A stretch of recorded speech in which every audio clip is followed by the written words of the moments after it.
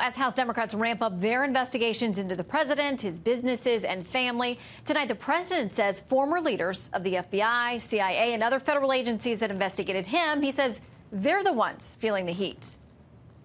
Now they're all blaming each other, do you see? They're all turning on each other. Isn't that pretty to watch? Nah, we caught them. They were spying.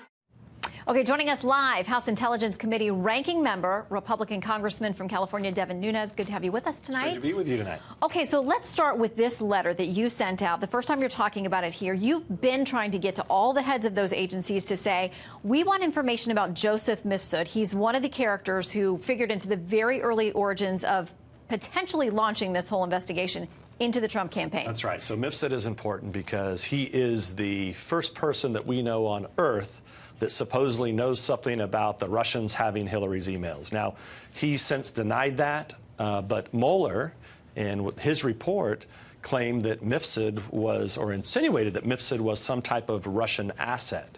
Well, we know that that's not the case. And in fact, we know that he was in the U.S. Capitol just months into the Russia investigation, just steps away from the House Intelligence Committee. So we sent a letter a few weeks ago. I think the heads of these agencies thought that we were just going to be ignored. So we sent a follow-up letter on Friday. We've had 3 of the 4 agencies get back to us. But surprisingly, guess which agency is not cooperating?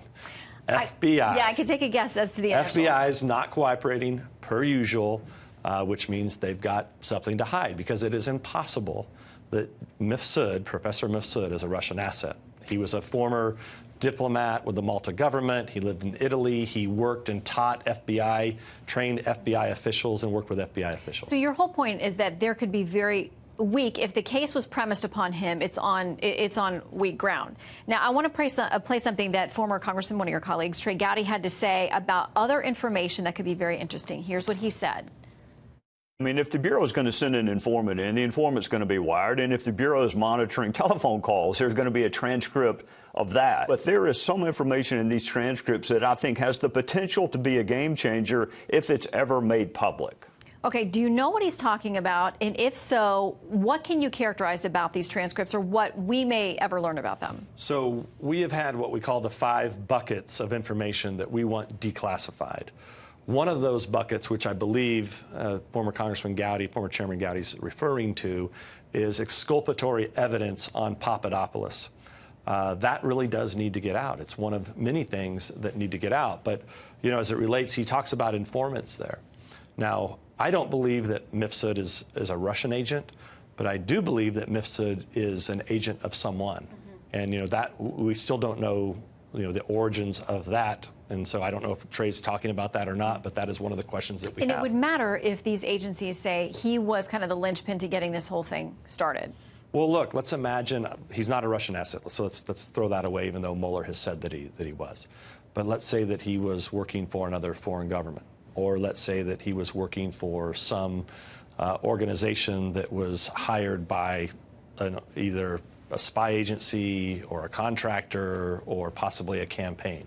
So that's what we're trying to get to the bottom of, is who is this Joseph Mifsud character, because he seems to have a lot of connections with a lot of other people like Christopher Steele and others that were involved in the early stages and wrote, of course, the infamous dossier. Are you confident with the 3 investigations that we know of publicly, the 2 U.S. attorneys who are looking into the origins, one of them specifically at the direction of the Attorney General, and also the Inspector General at the Justice Department? Are you confident that as those investigations play out, 2 of them, of the 3 we hear we may get within weeks, will give us answers about the origin, either clear the FBI or raise some questions about what happened?